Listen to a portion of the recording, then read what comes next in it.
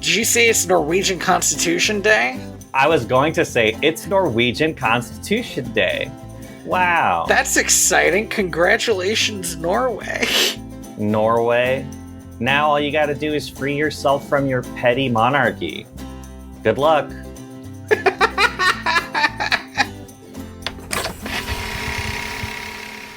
Welcome to Direct to Video VHS? A podcast where we pair movies like fine wine. The thing about Norway's monarchy is 100% going to be the cold open. I can't do anything else. What do we watch today? We watched The Plague Dogs. The Plague Dogs. Which is the second movie from Martin Rosen, I think is his name. Anyway, this is the second movie from this company and it was also based on a Richard Adams book. And it was bit of a downer. But I thought, I don't know if you agree with me on this, much more like followable than yes, Watership Down. Like a much more relatable, understandable story. It's a movie, is what I would argue that this is actually a movie and not like a weird reading rainbow segment for adults. Damn, but that other thing sounds more fun though. It sure does. And I will say, Watership Down, I think, was definitely like, I don't know, less dour. I know Watership Down has like this reputation of being like just a fucked up movie, but... Well, and that's the fascinating thing. It is, in levels of blood and unsettling scenes, a more fucked up movie. But this movie is more dour. Like, well, Tony, a man shoots himself in the face with a shotgun. Okay, so Andy, I understand why you might find that dour, but I could not stop laughing. Like, that felt like it was a scene out of a black comedy. This guy's just like, oh, look at this dog, come here, dog, and then the dog runs toward him, and is, like, jumping on him, right? And I guess accidentally pulls the trigger. I was like, why was that safety officer? The gun was pointed at your face. Blows his face off, and then for the rest of the movie, there's at least one or two people who's like, those dogs killed that farmer. I gotta say, I don't know what Richard Adams' relationship is with the country folk of Scotland, or wherever this movie takes place. I thought it was Wales, but it could be anywhere. It says Northwest England. Great. So I guess we're just both wrong. I think you're closer. Yeah. Whatever the fuck. This guy thinks that, like, English country people are the dumbest and also, like, most revenge-driven human beings on the planet. The way that they talk about this, like, an animal, right? Right. It killed him on purpose, is basically like what they're saying. Yeah. And like, I understood. I, like, wrote in my notes, if they start killing sheep, that's going to be a problem. Like, that's going to be a huge problem. It's going to be a huge problem. These farmers are going to hunt them down and kill them because killing sheep is basically the one thing you can't let a dog do. But yeah, the fact that a man gets shot in the face, and it's at least a little bit, the dogs are at least a little bit, like, full on blamed for it, is, like, so silly that it actually stopped being so dour for me. At one point, there's a guy right there in the bar where he's like, if the coroner had at least mentioned the dog, this thing, then the cops would have to do something about it. Like, did you hear that the coroner called it an accident? And the other guy was like, well, it is an accident the dog didn't shoot him. Yeah, but if he'd said the dog did it, the police would have to kill the dogs. Like, okay, dude, what are you talking about? This movie starts with a first-person perspective of a dog drowning. Can I actually hit you before the movie starts? Yeah. What version of this movie did you watch? I believe I watched the extended version. I think I also watched the extended version because that was what the YouTube video called it. It's on YouTube. 75-minute extended cut. This is some... Oh, whoa. Mine was way longer than that. Oh, really? Interesting. I think mine was 85 minutes. 85? Was my extended cut shorter than your extended cut? Oh, did you see the bounty hunter? The bounty hunter / assassin? Did you see him get torn apart? Yeah. Wait. Like, I didn't see him get torn apart, but I saw the aftermath shot. Okay, I heard that was a scene that was a cut scene. And I was like, oh man, well, it's not in the extended version. Anyway, yes, this also a little bit before the start of this movie, because this is an older movie, so it has the credits beforehand. It plays like a horror movie trailer. What do you mean? There's this song, which I should have noted because they play it again at the end. It kind of sounds like a folk song, or maybe even like a slave song. Yeah. Yeah, I know what song you're talking about. The one that plays on the end credits? It plays on the end credits, and it plays here, and it's kind of slow, and it made me think of those, like, every movie trailer that's like a slow cover of a song.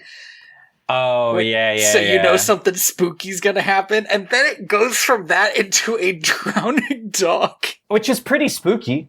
I mean, yeah, it is pretty spooky. Nim wishes they were half as bad as these guys. Oh my god. Nim, these guys make Nim look like PETA. They are... Sorry, okay, real quick. I tried to read the book for this, because I was like, oh, well, I think it would be interesting to read the book and, like, note maybe some of the differences. And I gotta tell you, this book is also really fucking sad.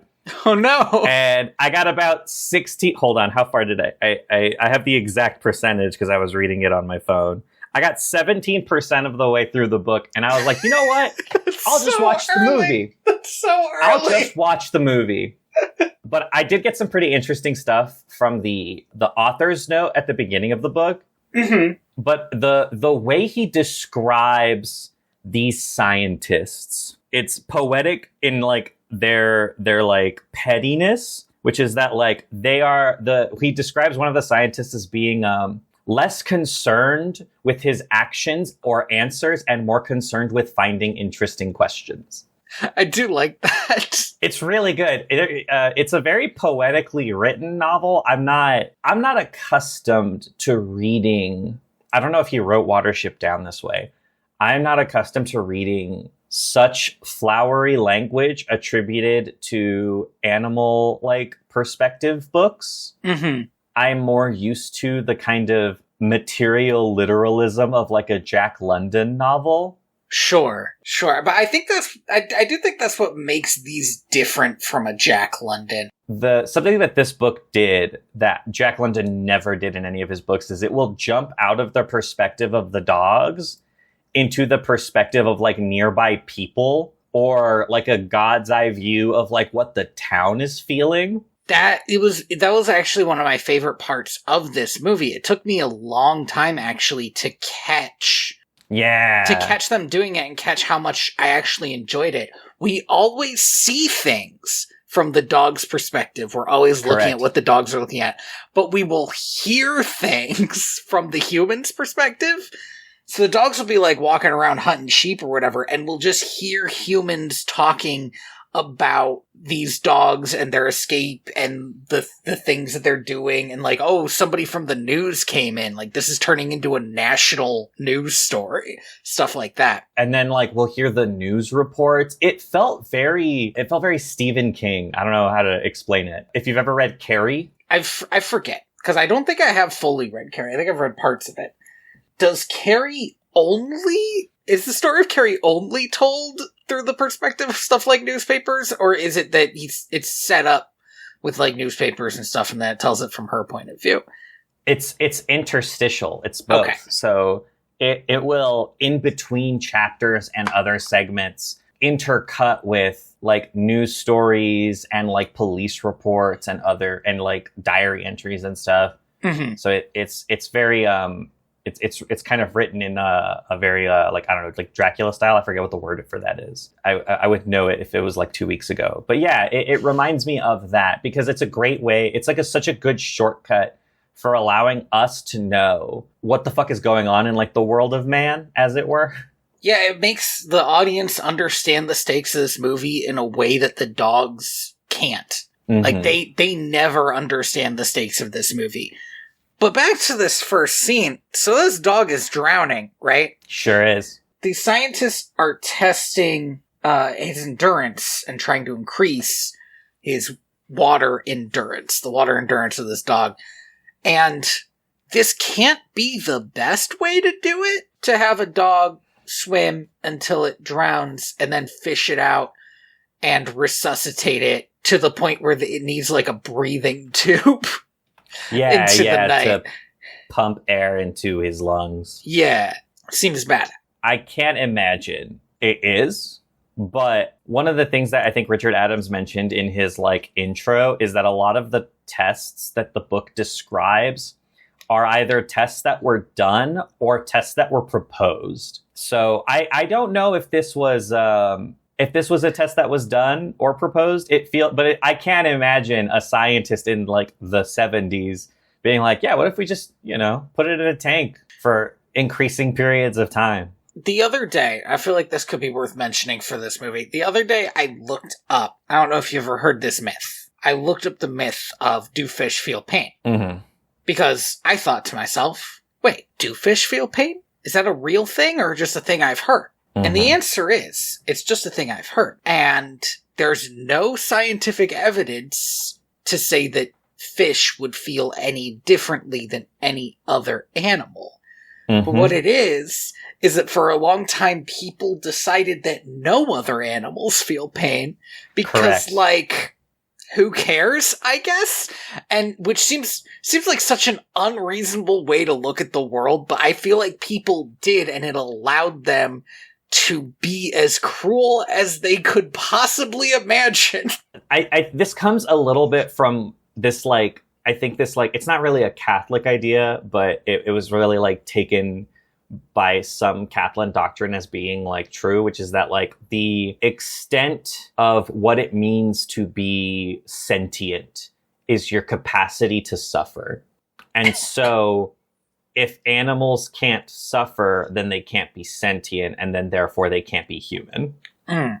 So I do think it was one of those things where it was just I think of it a lot in terms of, and I don't think this is an apt comparison, but I do think it's a reasonable one, which is I think it kind of falls in line a little bit with the arguments people made to justify why certain humans it was okay to enslave. You're already doing it. You're already doing a thing that is bad. And so what you want is moral high ground justification. Yeah, a reason why it's not bad, actually. Don't ask me about it.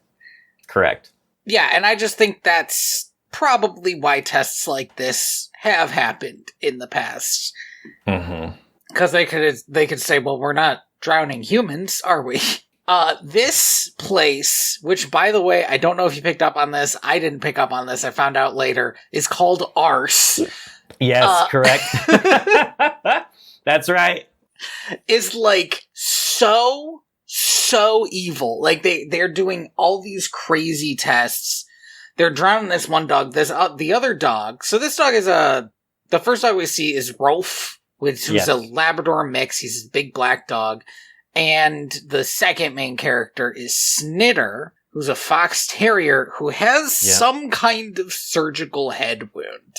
So you know that they're getting up to not only bad shit, but a lot of different shit in this place. Because they also have monkeys and rats and a bunch of other dogs. They're running a bunch of experiments for probably no reason than I wonder what we can do to these dogs. Yeah, we have all this funding. We have all these dogs. Let's figure out a thing to do with them. Yeah. So then, as the dogs are getting fed, the guy who comes by to feed them, who genuinely, and I think this is one of the more, I don't want to say harsher, but it makes it a little bit sad and more realistic genuinely seems like an okay guy. The guy who comes to feed them. Yeah. Just like a normal human guy who in his normal life would not torture dogs and does not torture dogs here, but works at a place that tortures dogs. It's not like he doesn't know about it. It's just like this is his job. There are very few characters in this, very, very few humans that are painted in like a negative light. Mm-hmm. I think it really is just the head scientist, the one who later helps give the title to this movie. Yes. But like this guy, it's one of those things where it's like he's complicit, but also like he has to work for a living. But there's even there's later, we never see this guy, but we hear him. There's later a like lower level scientist who just sounds like kind of a bumbling dipshit. And it's like, yeah, it's funny to me that there's like so little in the way of evil here that's not just casual human evil, which is probably what makes this feel like such a bleak movie. It's like one of the big selling points. So yeah, this dog is mostly drowned, but this guy accidentally leaves the cage open, like he closes it too quick and it bounces off the latch. Yeah, I've done this before. Yeah, absolutely. So this dog Rolf and his buddy Snitter are able to escape. And they kind of bumble their way through a lot of the labs, and we get to see like different rat experiments, different monkey experiments. Mm-hmm. One of the ones that isn't in this movie, I think because I don't think they would have been able to do it justice, but I thought was kind of weird, was in the book, they go through like an aviary. Oh. Where they have a bunch of pigeons in these like hermetically sealed boxes. And like some of the boxes are always dark. Some of the boxes are always day. Some of the boxes have like a fake constellation system on the roof of them that the birds can see. And like they raise these birds from like chicks in these boxes just to let them go and see what happens. Like, are they going to be able to migrate? This sounds like the kind of experiment that like an animal psychologist would really, really like want to do in the back of their mind, but also know it would be horrible. Yeah. The book is like, most of these birds will end up just flying into the sea. Again, it's not a happy time. So these dogs get out through the incinerator, which is a very intense scene. And let me tell you one of the things about this movie that did kind of leave me on the edge of my seat. The whole time I was like, I have no idea if this is the kind of movie where these dogs are going to die. Yeah, it really teases you throughout the film with like, well, one of these dogs is probably going to die. Mm-hmm. And like constantly changing places between Ralph and Snitter. Right. Which one is the most in danger? So they get out and they're kind of tepid on how great that is. Like they love not being in there, but they don't know where to get food and stuff like that. And then Snitter falls asleep. He has this dream. The dream sequences in this are cool. They're all in black and white. Yeah. Except I do think there's red in this dream too. Obviously, well, yeah, like because you do. Snitter. He hears his owner's like walking stick tapping along the sidewalk. So he like jumps the fence to go greet him. But when he goes to run across the street, there's like a car coming and his owner like runs over to pick him up and throw him out of the way, gets hit by the car and eats it. He's gone. His soul leaves his body. And then a woman screams. Okay. It is my opinion that this last bit has to only be in Snitter's mind. We can never know. But a woman does scream, "It was the dog! The dog killed him!" When, like, anybody would be like, wow, this guy died saving his dog. His dog, yeah. This would be, like, on the news as, like, oh, what a horrible tragedy, but also almost uplifting. Like, Yeah, like this man loved his dog so much, and then there would be like a who wants to adopt this beautiful poor little dog. Right. But I guess instead this dog got adopted by this evil institute so they could dig into his brain. Because he's a murderer, yeah. Yeah, they're trying to figure out the twisted mind of this serial killer dog. I mean, he is kind of a serial killer dog. Snitter is he's like the main character in a black comedy, and he doesn't realize it. Like, he's in like a Coen movie. Yeah, that's true. They wake up and they make their way into like a small town nearby. Mm-hmm. They get heckled by some people for digging through their trash. And then they make their way over to like a butcher shop, but because the butcher is wearing like a white apron, they're like, "Oh fuck, the scientists are after us." And he has a knife, and they appear to kind of know what a knife is. I think the problem is that Snitter is a city dog. He thinks a shop looks like a certain thing that does not look like a shop in the outskirts of the middle of nowhere, wherever the fuck they are. Yeah. It's not clear what Rolf got up to before all of this. Maybe nothing? Was he raised by these scientists? I don't know. He doesn't seem to know shit about shit, though. Yeah, I bet, it really seems like he just has always been there. Eventually, Snitter gives up on trying to find them new owners. Oh, not yet, because first they see these sheep, and the sheepdog's chasing them, right? And they're like... Snitters like, I got it. Here's the thing. I actually love this scene. It's like, again, such a comedy of errors. They could have gotten new owners, probably right here, but they didn't.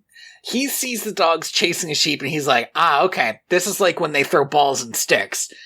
Dogs out here chase sheep, so we're gonna do that. And they start chasing a sheep, and of course start like a sheep stampede, and the dogs start yelling at them in heavy North English accents that they can barely understand, which is so funny. That I'm genuinely sure that part of the plot of this is that they can't understand these heavy accents.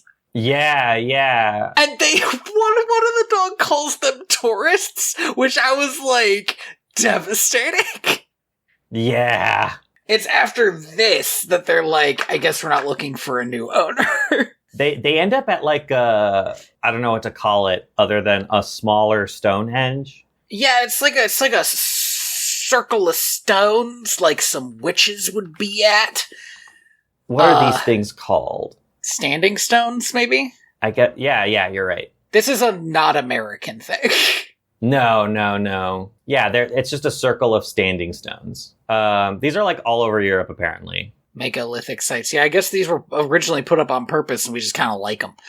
Yeah. So we leave them. We leave them alone.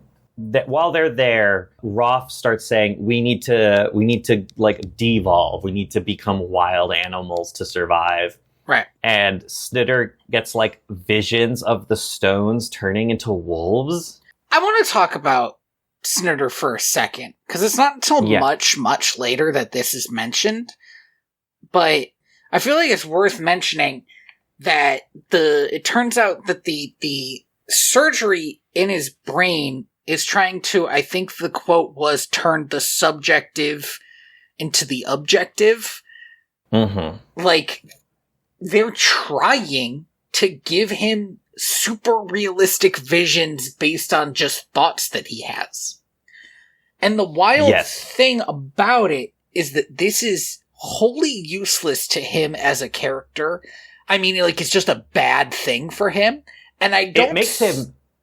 Yeah. Yeah, it makes him almost, like, unmanageable as the movie goes on. Yeah, sometimes he'll just fully, like, go into his own brain and be like, it's better this way. But I don't see why a scientist would do this, because, like, how could you even tell what you've done has worked? Right. One of the scientists in like an overview is talking to some woman, and he's like, "And now we'll never get to know if the surgery worked." How would you know? How would you know? The dog? That's nothing. What are you talking about? And so this, but the weird thing is it doesn't help him at all. I kept expecting it to be like Fiverr, where he would like have a vision that would be useful. Yeah. But all of his visions are just of his own thoughts. And of his own, and also like of his own of his memories. And his own memories. When they occur to him. And don't get me wrong. There's some good looking visions and like some of the best stuff in the movie because it's like weird when it happens, but it's just cool like as hell. It's just so. The only way it adds to the plot is that it's just one more shitty thing for these dogs to have to deal with. Yes, correct. Okay, at this point they are hungry enough that they kill a sheep. And Rolf gets absolutely like battered by this thing. He got fucking owned. Which, yeah, I've seen a sheep. They can do that, no matter how small and fluffy they are. They mention a little bit later that it was like a 2-year-old sheep, like a grown, healthy sheep. Like he didn't do what a smart wild animal would do, which is pick off one of the weak sheep. He went for like another big animal that could kick the shit out of him, and it kicked the shit out of him. They sure killed it though. There's definitely a sheep carcass over there. They munch on it, and then as they're walking back, Rolf is like, I can't keep walking. Like I'm just too hurt and I'm too tired. And so he just lies down and falls asleep. Snitter kind of starts exploring around further and finds a mine shaft that he takes Rolf to for them to like kind of just chill while the heavy rains subside. And around this time is when they meet the Todd. Right. So the Todd lives in the mine shaft. There's a lot of stuff that I want to talk about with the Todd. He's the coolest character in this movie. Such a good idea for a character. At one point, he leaves, and I was like, there goes Todd, too smart for this movie. And then he comes back like 2 scenes later. Yep. He's a fox. And he basically tells them, you all are gonna die because you're so bad at this.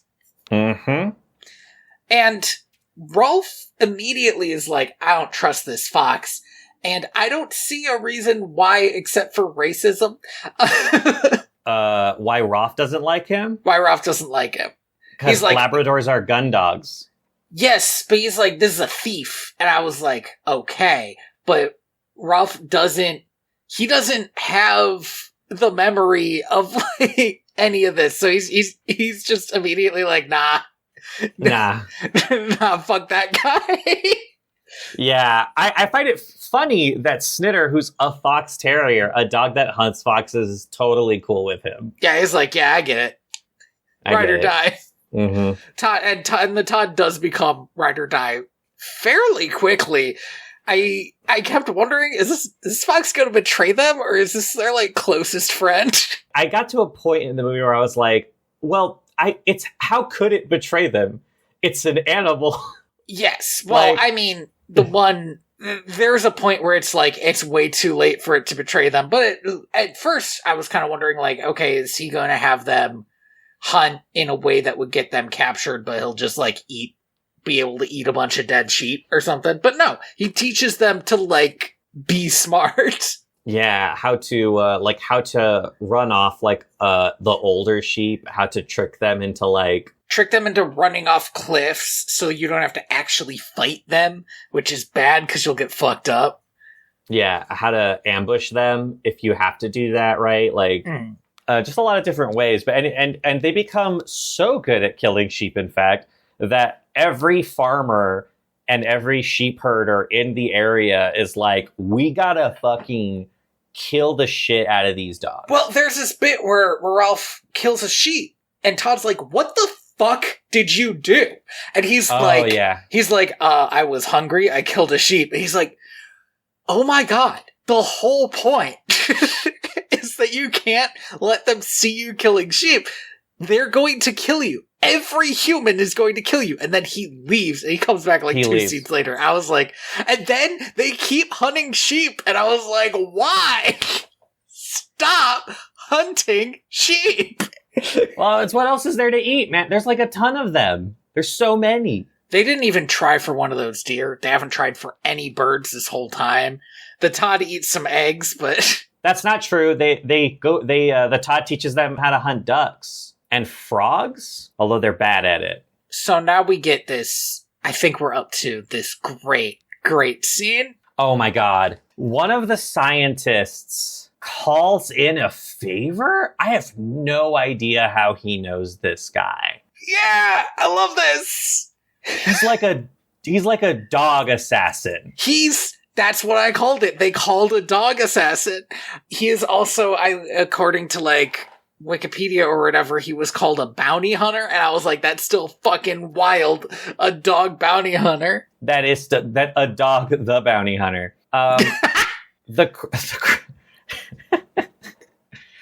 think the craziest thing about this is we cut to him in his like shed or whatever, and he has like a bunch of newspaper clippings of like terror dogs stopped. Yes, evil dogs finally put down. And I'm like, my God. He's like fucking Charlie Day over here with his murder wall. He's like Anton Chigurh from No Country for Old Men, but for dogs. It's for all you No Country for Old Men heads out there. All you No Country for Old Men stands. They call them Old Men. No. I gotta say at this point, the rabbits were smart enough to leave when they made enemies, and they never once shot anyone in the face. That's true. Although, God, that would have been amazing. It's around this time that Snitter wakes up in the middle of the night and on one of his like vision kicks. Mm-hmm. You also get, the movie does a really good job of showing you how like as the movie goes on, Snitter's just getting worse. Yes, it's bad for Snitter. I mean, I guess it probably makes sense. It's probably the connections in his brain are healing in some way, which means that however they fucked him up, it's getting fucked. Like, yeah, it's like calcifying. Right. He just kind of wanders off into the middle of nowhere, and it gets spotted. And we've already described this scene, but like he gets spotted by some guy with a gun. So there are some people in a little later in the scene, we realize they're duck hunting. So this guy was probably just like, oh, look, this dog got away from like the hunt or whatever. Oh, come here, buddy. Well, and he sees the scar on his head. Yeah. And he's immediately like, oh shit, like this dog must have fallen or something. Yeah, something bad happened to this dog, which, yeah, totally. Which, yes. But this guy leaned his rifle in such a way. This has got to be impossible. he leaned it on himself, pointing at his face with the safety apparently not on. And this loaded. Dog, he gets the dog come to him, and we know Snitter's an excitable dog. He apparently like jumped up, shot him in the face. Yeah, pulled the trigger of the shotgun, and it eviscerated this man. And then disappears for 2 days. Just immediately is like, not again. I've killed again.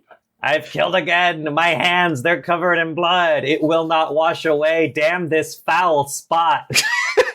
And fucking Roth just spends 2 days looking for him. Mm-hmm. And finally finds him in like an old, like rundown, I think it's a church. But it could be anything. It could just be a house. Who knows? A barn, a house, a church, could be anything. And Snitter just starts waxing, and Roth is like, hey, just tell me how you feel. And Snitter just goes on and on about how he is evil, and even if he died, bad things would still happen because of him. There's a crazy thing he says later. I didn't make note of it, but I should have. Later, when they're hunting them down, he says, but if they kill me, the whole world will be destroyed. They haven't thought of that. And so like, we have that on them at least. That on them. And the other two are like, okay, Snitter. All right, dude. So these dogs, winter's come, right? Yeah, winter is here. Winter's here, so there's no more sheep or like even like pheasants or anything. Everything's gone. And they're out here like starving and freezing. I love this because when the first snowfall happens, they're both like, oh, the whitecoats must have done this. Yeah, to like find us. Because look, we leave tracks in the snow. They'll be able to find us no matter where we go. And then Rolf's like, no, they were too smart for their own good. Look, it's covering up the tracks. So good. It's so good. So, but what happens here after some time in the snow, some time not being able to find any sheep or any food, they're wandering, they're starving, and in comes the assassin. And behind Dog the bounty hunter. Behind the assassin is Todd, who I wrote in my notes, Todd the dog assassin. And you know what? I shouldn't have even hoped. Truly, the Todd is such a G, because this assassin spots the dog tracks and immediately like starts walking up on the higher ground, trying to like get a beat on them. Now, I've never been a dog assassin. In fact, I've never been an assassin of any kind. Mm-hmm. But I've played a lot of video games. And I gotta tell you, I don't think I have ever in my life, even in my most harried, dishonored run, been like, what if I just stood right on the edge of this cliff? So it's right on the edge of a cliff that's all rock, like round rock, covered in snow. It's the dumbest place to be. This dog assassin is terrible at his job. And Todd fucking kills him. Todd, this is the only real murder. Premeditated. Yeah, Todd's like you can see it in his eyes, the plan of like, I'm just going to jump at him and hope this works out. Todd jumps at him, gives him a good snarl, and it causes him to biff his shot. Shooting off Rolf's collar, which is like, that's a little bit too Western for me, but all right, let's just keep going. Yeah. I in fact, the way that the shot is set up, don't even know how that physically was possible, but sure.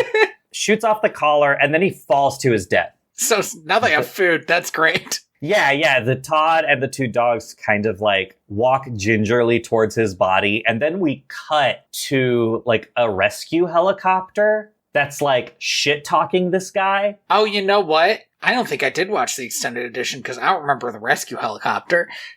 Yeah. There's like a rescue helicopter that's like shit talking this guy. They're like, I cannot believe this motherfucker was stupid enough to go out in near blizzard conditions. Yeah, I mean, this guy's an idiot. Yeah, they were like, I don't care how good he is at hunting. He's like an idiot for doing this. And then they like find the tracks in the snow and they're following them. And then they're like, oh shit, there's like something beneath the cliff. And then they turn on their lights and it's just this guy's like just absolutely fucked up eaten corpse. It's pretty brutal. That does sound brutal. I did not see that bit. So I can understand why that was cut out from the normal release. Let me mention something that I feel like is kind of important, because we haven't mentioned it, and I think it technically happens a little earlier. It's hard to follow both the plot of what the dogs are doing and the secondary plot of what the humans are up to. Correct. But I'll just say this. These dogs don't have plague. They do not.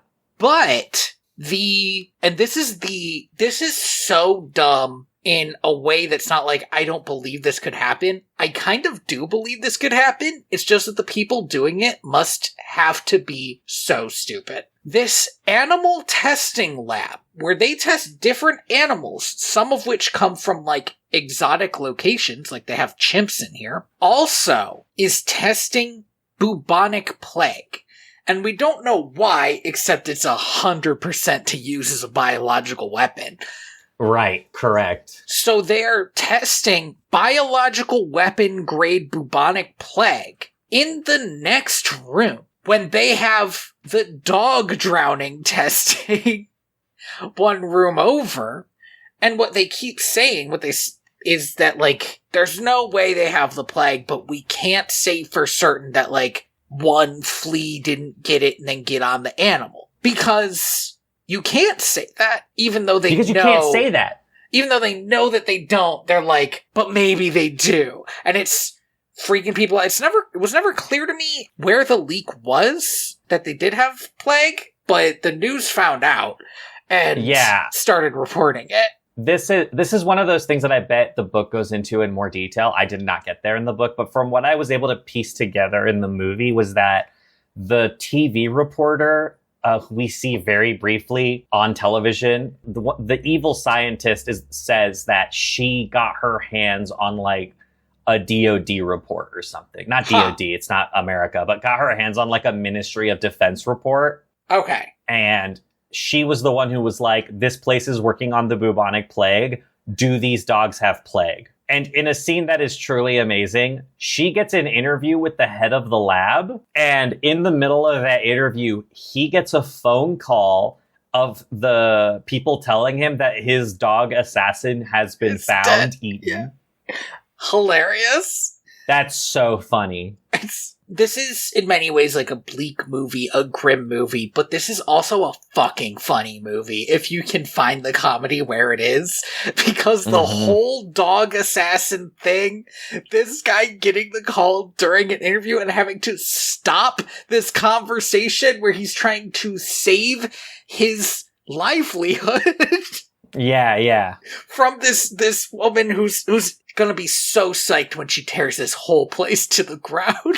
She is on this story. Yeah. Like a dog on a sheep. These dogs have become a national incident at this point. Well, and at this point, they've eaten a person. At this point, they've eaten a person, and they've also decided it's time to go. We, can't stay here, which is, honestly, they should have made this decision months ago. And what happens is we start playing what I swear to God is 007 music. Oh, the jazz. So first, we haven't mentioned it, but it was the same in the last movie. But occasionally the musical decisions are just a little wild. Yeah, I don't know what Patrick Gleason was doing, but I can tell you that what he wanted to do was make just like a crazy James Bond style exploitation movie. I don't hate it. It's very cool. They're walking through a half melted creek and it's fucking playing music like they're about to get into a shoot off with Goldmember.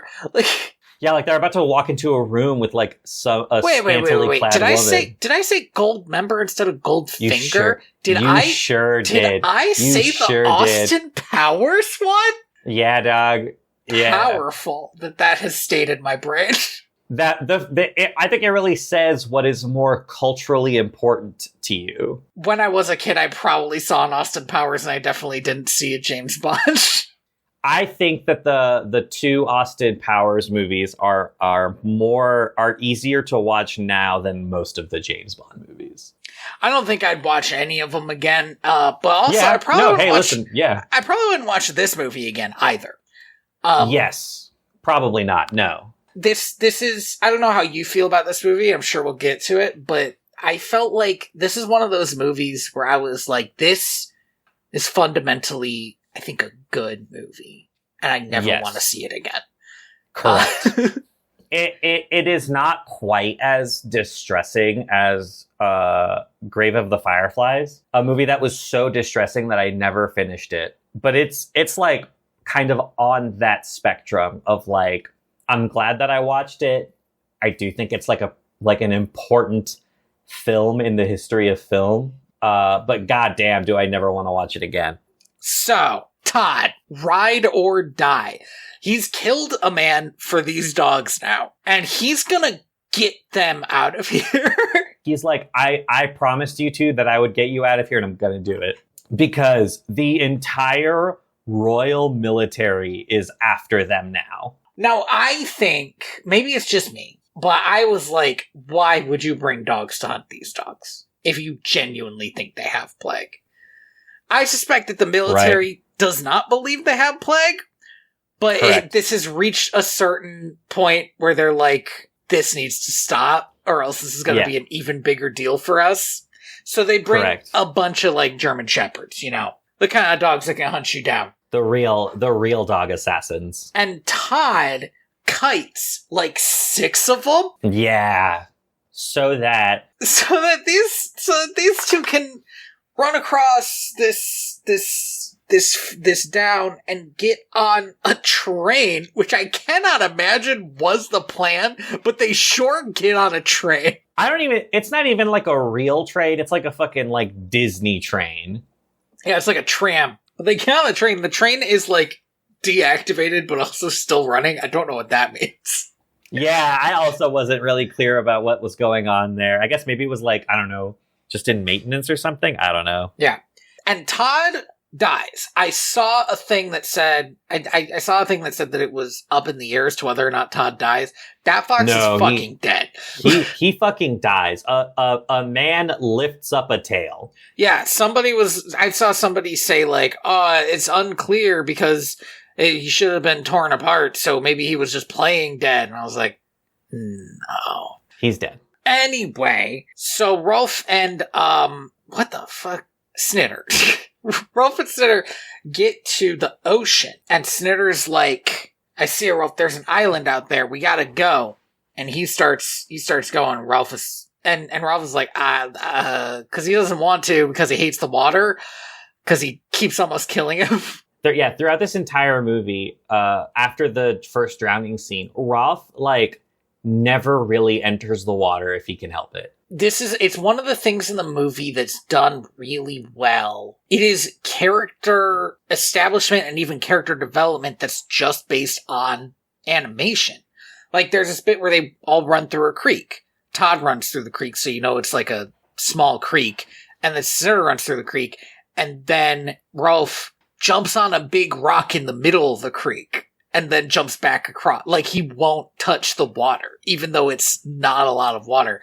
But before, when they had to walk through a creek to hide their footsteps, he was sure doing it then.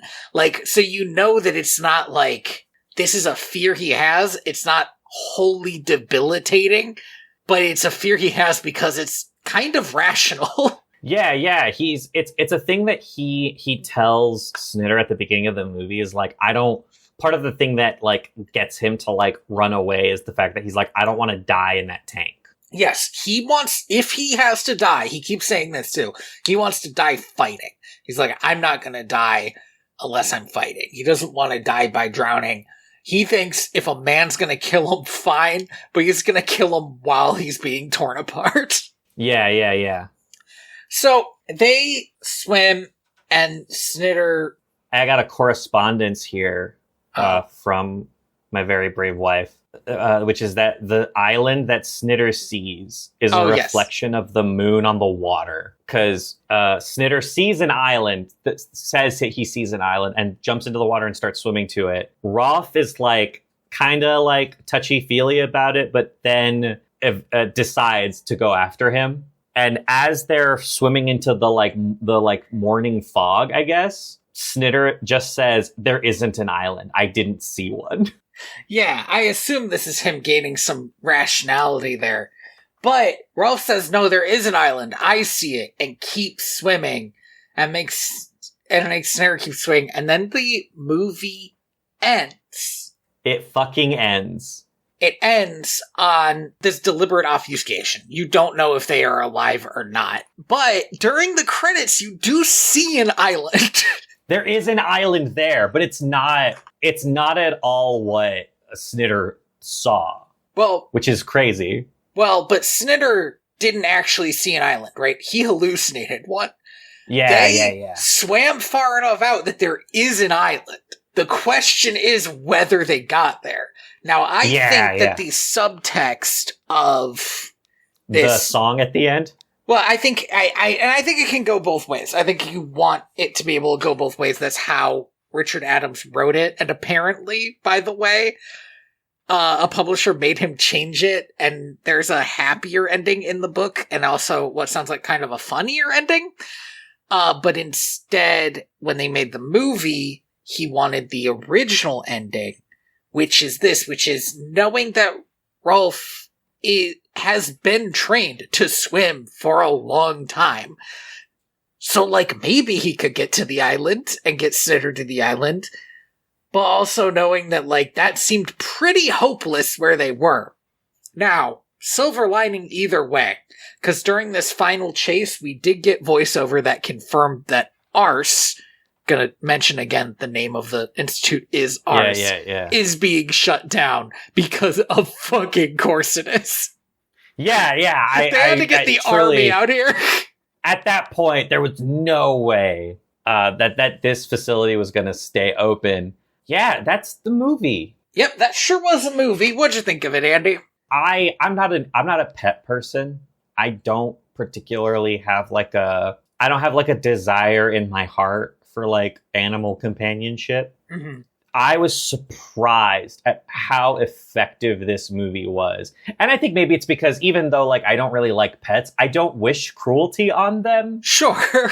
I think it's natural human sentiment to not want bad things to happen to animals. To innocent creatures. Particularly, and I felt like this was stronger than Watership Down, particularly because these felt more like real animals than rabbits, whether because it was dogs, an animal that you and I know a lot about because we see and know a lot of dogs, just... Yeah, we interact with them pretty frequently.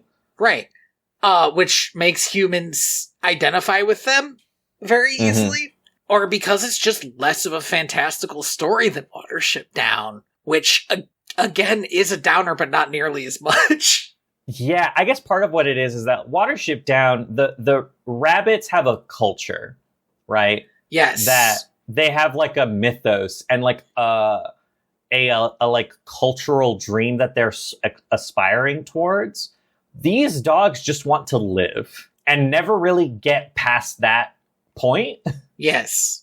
And I think the other thing that really hit me, because I was kind of mulling on this this morning, is the fact that a big thing that this movie really gets across is that there is no justice for the victims of animal cruelty, because you can never make them understand what it is that happened to them and how it was punished. Right.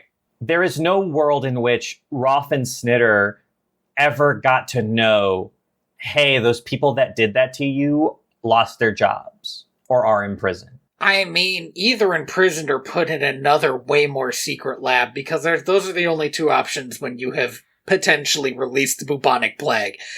Right, yeah. But I thought this was a much better film than Watership Down. Like, the animation was less, I don't know, metaphorical, but just stronger overall. It was, yeah. I think I agree, but I also think I kind of enjoyed Watership Down more. Maybe because it was less of a coherent film and more of a fever dream that I was just, like, entertained by it. Watership Down has more, like, Wolf Quest energy. It does have more Wolf Quest energy. It's just that this is a very grounded story in a lot of ways, and that makes it not as fun. When we were watching Watership Down, I was like, we need more Ella Reyra. I want more Ella Reyra in this. These dogs don't have Ella Reyra. Shit, man. There's even less Ella Reyra in this, Andy. The Todd doesn't even have like a god.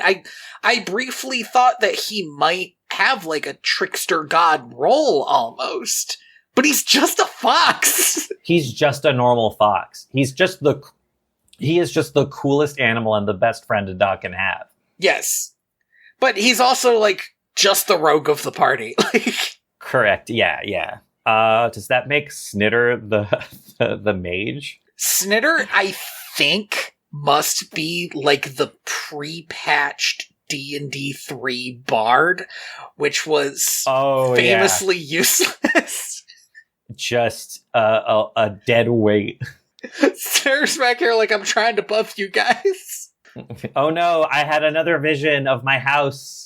Oh my god, we didn't even talk about the scene where he gets put in a shed by these women, these British women. Oh, and we gotta talk about the scene because I love these women. They're the fucking best. This scene is wild. There are these two dogs outside. They know these are sheep killer dogs. They've heard that might have the plague. Could have the plague, but they're eating their garbage, so they're like. So I was like, no, don't do that. Just call the police. And I was, I'm not putting up with this. Goes out with a broom, chases off one of the dogs. Only chases off Rolf, and then scoots Snitter into a fucking shed and locks him in there like, there, that takes care of that. What are you talking about? Problem solved. I loved that scene. No, 110%. This is the fun shit in this movie.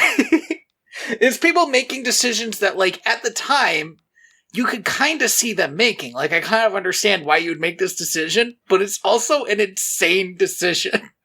It felt very, there are a lot of parts of this movie that I do think are intentionally supposed to be funny. Then Snitter is, like, in this shed. This is one of the coolest scenes in the movie. Yes. His memory of his house starts, like, overlapping with the items in the shed. Mm-hmm. So there's like a shadow that's being cast on the door in such a way that it looks like a cane. Yes. And then like he starts like seeing the like curtains and the blinds and the kitchen. It's so cool. And he says when Ralph and the Tide come to get him, he says, "I'm in my head again. I think I should stay here," or something like that. And Ralph says, this is maybe my favorite Ralph line, "This is no time for one of your turns." Yeah. Amazing. He does, and then, God, he spends the rest of... This is really, like, the moment when, like, Snitter just is completely... I think this is when he breaks, for sure. Yeah, he breaks for sure, because he spends the rest of the movie just, like, mumbling, like, "I should have just stayed in my head. It was better there." And at one point, when they're hiding from the army, the Todd tells Roth, just make sure whatever he does, he doesn't start screaming. Yes. Because we can't deal with that right now. It's so, I mean, Snitter will remain one of the stranger characters to me because I just don't see any reason for him to be broken in this way. If he had, like, PTSD, then I could understand it as, like, metaphor. I wouldn't even be a metaphor, it'd just be PTSD, you know? But he doesn't. He has, like, somebody cut up his brain, and so he just perceives reality wrong. Like, that's it. It's so... I don't even know how to say it, but like it's unimaginably cruel. Because I guess here's the other thing is, even if they did this and they could prove that it worked, what use does this have? Yeah. What are you gonna, like, and now we're gonna create fucked up human beings who see their thoughts in reality. Right. In fact, the only thing I can think is maybe that's supposed to, knowing this about Snitter is supposed to suggest that maybe they do survive because it would mean that his visions actually helped them literally once. But I don't know. Maybe they just didn't because he has bad visions that don't help anybody. The tone of the film is such that all I can believe is that they fucking died out there. Because even if they got to an island, right? Like, what next? Learn how to fish. It's what we always do, maybe. It's true. Get to an island, learn how to fish. Thank you for listening to Direct to Video VHS. I've been your host, Tony Robusto. I've been your host, Andy Reyes. You can find me at inspiredbytrueevents.org, and you can email us at mail@direct2.video. And you can find me on YouTube at Ethical Games Journalism, where me and my beautiful wife, May, are playing through every Wii game in publication order. We are currently playing Legend of Zelda, the one where he's a dog. Oh, so, okay, not the one that I assumed when you said that, because there's a Wii Legend of Zelda. No, yeah, that's the one. Wait, are there two Wii Legend of Zeldas? There are, yeah. Well, there's technically three, because there's also Link's crossbow training. Oh, okay. Twilight Princess is the one we're playing. Did not realize Twilight Princess was originally released for the Wii. Well, it was released for the GameCube, too. Okay. That makes sense. That makes more sense to me. Anyway, thank you. What are we watching next? To Scott Buckley for Homeward. What are we watching next? What a good question. Let me open this up, because this is the year of talking animal movies. Are we going to get one that's not depressing next? No, we can. I can change it. Let's do this. I'm going to move up one of these. This is just going to infuriate me, though. I mean, I don't want to watch Rover Dangerfield. Maybe is that what we want to do?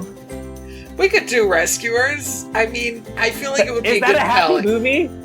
I mean, it's a Disney movie. It's much more happy than these ones. I think it'll be a good palate cleanser, genuinely. Okay, we'll do that. We'll watch The Rescuers. I don't know if I was up for for these other ones. Any of these other ones. I don't think I've ever watched The Rescuers. Oh, really? I had Down Under, I think, on VHS for a short amount of time, and I was obsessed with it. Now, here's the thing, is I have watched Rescuers Down Under, because I also had that one on VHS, but I did not... I don't know what happens in the original. I think there's like a Cruella de Vil knockoff who has alligators, I want to say. Oh, that's sick. I'm excited for that. Yeah. And I am the ghost of John Smith. Now, today we done watched a real sad movie about dogs. Yeah, lore accurate. I forget the name of the rooster. Who speaks in this manner? It's Alan and Dale. Alan Adale. Signing off.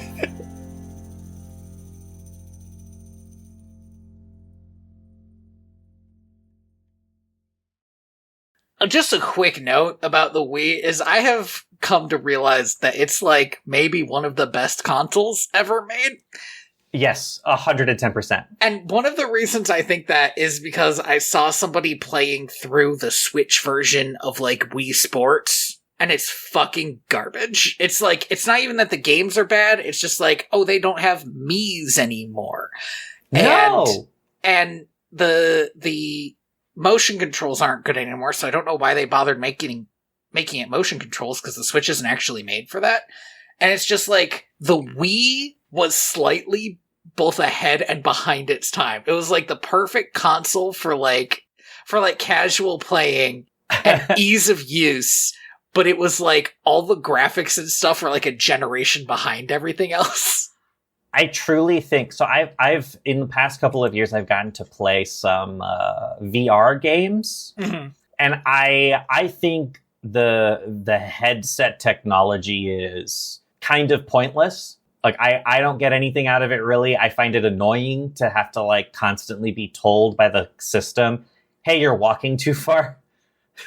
I tried playing one of the most popular VR games.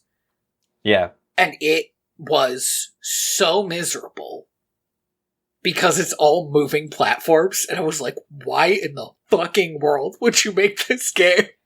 Well, yeah, that's bananas. When you step, it's supposed to be like Indiana Jones, but it's all moving platforms. And when you step on a moving platform, it makes you sick immediately.